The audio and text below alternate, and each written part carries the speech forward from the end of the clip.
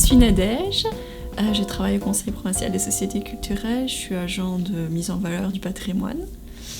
Et le slam, c'est une manière pour moi de m'obliger à écrire. C'est comme une manière poétique de retracer certaines pensées. Je trouve que ça a un côté très inconscient quand tu te jettes sur le papier et que tu as ton inconscient qui ressort et qui s'exprime. Et écrire du slam, c'est vraiment comme une introspection. Une tête d'oiseau. Une tête de corbeau, quelques poils drus et sombres sur un visage empli de sébum, un corps fin comme des bâtonnets d'allumettes, prêt à craquer au moindre regard de braise. Il s'alanguit à mes côtés, sans accord préalable. Il gonfle sa poitrine et me montre ses plus belles plumes.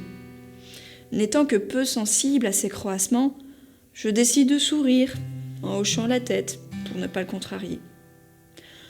Petit moineau jouant au goéland, je découvre aujourd'hui un environnement inconnu, où la vaisselle oubliée, les nuages d'herbe et les retombées de nourriture grasse ont un délicieux goût de liberté.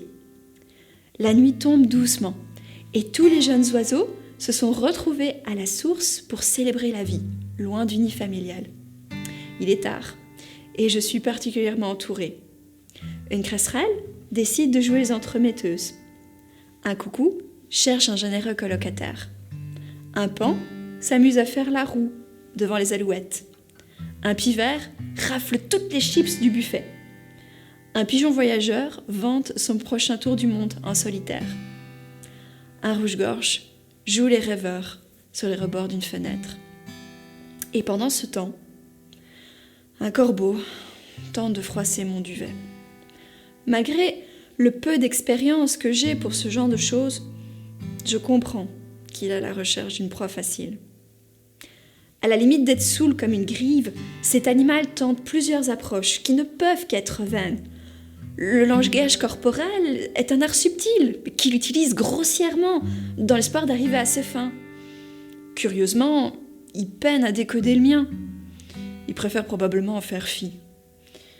Entre deux monologues philosophiques de son cru, il se resserre une rasade d'un mélange alcoolisé issu d'une recette secrète. Curieusement, je sens qu'il n'en est pas à sa première parade nuptiale. Et je me demande combien de petits minois il a réussi à baratiner avant moi. Sans mentir, si son ramage se rapporte à son plumage, il est le vautour des hôtesses de ces bois.